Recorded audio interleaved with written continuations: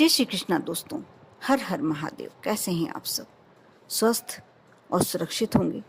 दोस्तों, ये सिर्फ पत्थर ही नहीं, एक दुनिया है। हमारी रसोई में सबसे पुरानी चीज, जिस पर सबसे पहले माँ जीवन के स्वाद को बढ़ाने के लिए पीस रही है। हाँ, मैं जिस चीज़ की बात कर रही हूँ, सिलबट्टा। आपने सिलबट्टा जानते होंगे, शायद कुछ अभी की जनरेशन जानती भी नहीं हो, क्योंकि अब उसका एक और रूप आ गया है, मिक्सी। दोस्तों, पुराने समय में हर घर में एक सिलबट्टा होना बहुत ज़रूरी था। हालांकि उसके आकार विभिन्न हो सकते थे। बड़े परिवारों में बड़े आकार के मोटे मोटे 4 से 6 इंच तक के सिलबट्टे दिखाई देते थे, जबकि छोटे परिवारों में स्लेट नुमा पतले पतले छोटे छोटे 2 इंच मोटे सिलबट्टे और छोटे छोटे बट्टे दिखाई पड़ते थे। सिलबट्टे का मतलब आप अच्छी तरीके से समझ ही गए होंगे, जो एक पत्थर होता है जिस पर चटनी कोतमीर रखी जाती है और ऊपर से उसे बट्टे से पीसा जाता है। एक पत्थर होता है और गोल पत्थर होता है, उससे हम पीसते हैं। चटनी का स्वाद बहुत ही स्वाद होता था। दाल पीसना हो, यदि मंगोड़े के लिए, भजिए के लिए कुछ करना हो, बहुत अच्छा स्वाद। लेकिन आज मैं स्वाद की बात नहीं करने जा रही हूँ, मैं शगुन की बात करने जा रही हूँ, भाग्य की बात करने जा रही हूँ।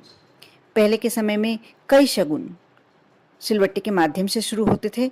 जैसे विवाह में, जब विवाह की शुरुआत होती थी, अभी भी होता है वह कार्यक्रम, लेकिन कई घरों में अब शायद इसको बदल दिया है। इन कार्यक्रमों को छोटे रूप में करने के लिए करते हैं या नहीं करते हैं, लेकिन जो अभी भी देवी देवताओं के उस पर चल रहे हैं, यदि अभी भी शगुन को मानते हैं, तो सिलबट्टे से ही शादी के कार्यक्रम शुरू होते हैं। कहते हैं जो दूल्हा दुल्हन को हल्दी लगाई जाती है, उसे भी सिलबट्टे पे पीसने की एक रस्म होती थी।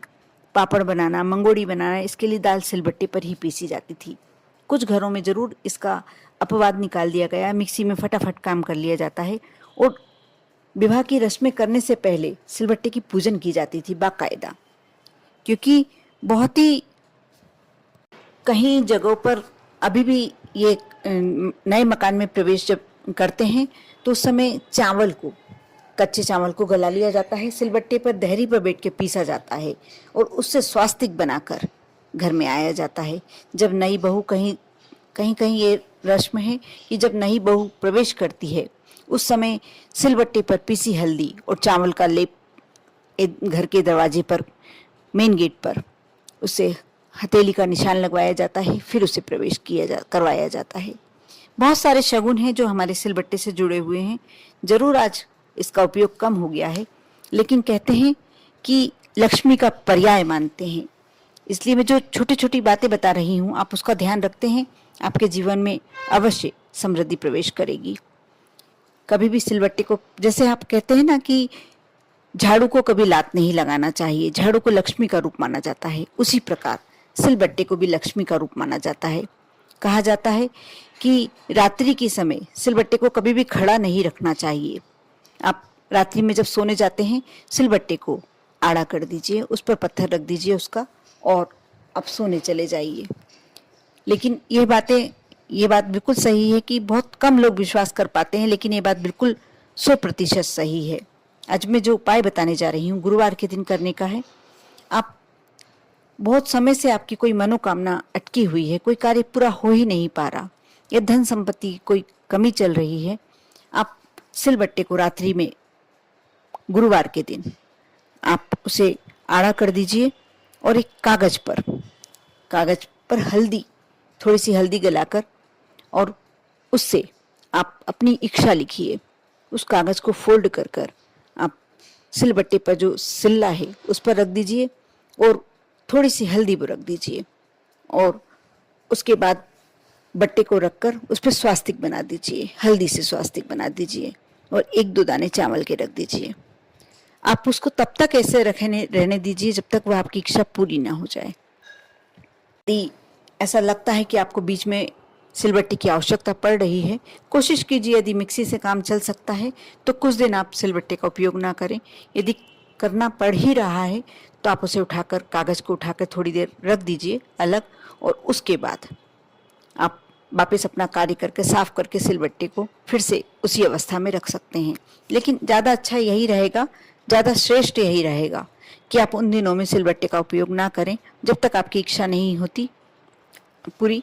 आप उस सिलबट्टे को वैसे ही रखे रहने दीजिए और उसके बाद जब तक आपका कार्य पूरा नहीं हो जाता, आपकी मन की इच्छा पूरी नहीं हो जाती, उसे वैसे ही रखे रहने दीजिए। जिस दिन आपका कार्य पूरा हो जाए, जो भी आपकी मनोकामना है पूरी हो जाए, उसके बाद आप कागज को उठाकर नदी में प्रवाहित करवा दीजिए। आप किसी वृक्ष के नीचे उस कागज को डलवाकर और जल, उस पर थोड़ा सा जल, 1 लोटा जल चढ़ा दीजिए जिससे वो कागज पूरा गल जाए। आप ये उपाय करके देखिए, क्योंकि बहुत ही सिद्ध उपाय है। और एक और उपाय बताने जा रही हूँ। आप प्रति गुरुवार ये उपाय करते हैं, इसका भी आपको बहुत ही अच्छा प्रतिफल मिलता है। आप उसे लक्ष्मी स्वरूपा मानकर, सिलबट्टे को आप लक्ष्मी स्वरूपा मानकर उस पर हर गुरुवार, प्रति गुरुवार हल्दी से स्वास्तिक अवश्य बनाएं। यदि आपके पास एक हल्दी की गांठ है तो आप यदि प्रति गुरुवार उस पर हल्दी की गांठ रख देते हैं, कोई मन की इच्छा करके रख देते हैं और सुबह उठाकर उस गांठ को अपने अलमारी में, तिजोरी में रख लीजिए। फिर आप अगले गुरुवार जब फिर से ये कार्य करिए। ऐसा करके आप करते रहिए, जो भी आपकी मन की इच्छा है अवश्य पूरी होगी। क्योंकि सिलबट्टा कहते हैं कि सुनता है। ऐसा कहा जाता है कि सिलबट्टे के कान होते हैं, सुनता है वो आपकी बात। यदि आप ये कार्य करते हैं और अपने मन की इच्छा, आपको बोलना है, मन ही मन नहीं करना, आपको बोल के हल्दी की गांठ रखना है और स्वास्तिक तो बनाना ही बनाना है। आप जब ये कार्य करते हैं तो आपका जो भी मनो इच्छा से कर रहे हैं, जो भी मनो कामना से कर रहे हैं, आपकी वह इच्छा अवश्य पूरी होगी बहुत जल्दी। आपको 5 गुरुवार भी नहीं करना होगा। उसके बाद आप उस हल्दी की गांठ को नदी में चढ़ा दें, नदी में बहते जल में समर्पित कर दें, प्रवाहित कर दें। आपका कार्य अवश्य सिद्ध हो जाएगा। कर देखें।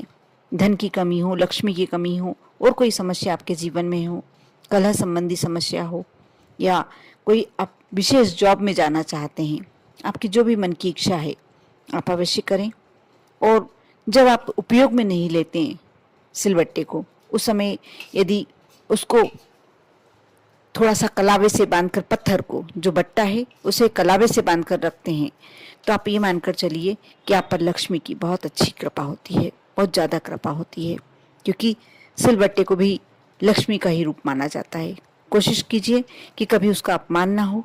हमेशा ऐसी जगह रखा है, पूर्व दिशा में नहीं रखना चाहिए। एक और बात मैं आपसे बोल दूं कि इसे कभी भी पूर्व दिशा में ना रखें, इसे हमेशा दक्षिण दिशा में रखें, क्योंकि भारी होता है और भारी चीज़ें पूर्व दिशा में वैसे भी नहीं रखना चाहिए। और सिलबट्टे का कहा जाता है कि पूर्व दिशा में कभी भी ना रखें, इसे हमेशा दक्षिण दिशा में रखें और हमेशा साफ स्वच्छ स्थान पर रखें। कभी भी कहीं भी ऐसे ही पटक के ना रखें, क्योंकि ज़्यादातर आजकल घरों में ये उपयोग में नहीं आता, लेकिन होना अवश्य चाहिए। पुराने लोग ऐसे ही ये वस्तुएं इस्तेमाल नहीं करते थे, इसका कोई ना कोई तर्क था, कोई ना कोई कारण था, और इसीलिए पुराने समय के लोग ज़्यादा सुखी थे, स्वस्थ रहते थे, धन से भी परिपूर्ण रहते थे, और विवाद भी बहुत कम था उनकी ज़िंदगी में, कोई भी चिंता नहीं थी। आज की ज़िंदगी हमने अपने हिसाब से आधुनिक तरीके से जीना शुरू कर दिया है। बहुत सारी ऐसी वस्तुएं हैं जो हमारे भाग्य को सौभाग्य में बदलती हैं, उनको हमने अपने घर से निकाल दिया है। और एक और बात बता दूं कि सिलबट्टे का टूटना सबसे बड़ा अपशगुन माना जाता है, सबसे बड़ा। यदि आपके यहाँ सिलबट्टा टूट गया है तो आप मानकर चलिए कुछ ना कुछ बड़ी घात आपके परिवार में आने वाली है, कुछ ना कुछ बड़ी दुर्घटना होने वाली है। यदि आपके यहाँ सिलबट्टा टूट जाता है तो आप भगवान के मंदिर में जाकर क्षमा याचना करें और प्रसाद रूप में जो भी चढ़ाकर आप बोल सकते हैं अपने मन की कि भगवान मेरे परिवार में कोई भी दुर्घटना ना, कोई भी परेशानी ना आए, यह अवश्य करें। साथ में सिलबट्टा टूटा हुआ अपने घर में कभी भी ना रखें। कोई भी पत्थर आपके यहाँ टूटा नहीं होना चाहिए, इसका हमेशा आपको नुकसान ही झेलना पड़ेगा। आप इन बातों का ध्यान रखते हैं तो आपका जीवन सहज और सुंदर हो जाएगा। कोशिश करें अपने सौभाग्य में वृद्धि के लिए इन उपायों का अवश्य ध्यान रखें, कर देखें। विश्वास रखें, श्रद्धा रखें आप पर और आपके पूरे परिवार पर। भोलेनाथ की कृपा हमेशा बनी रहे। ओम नमः शिवाय।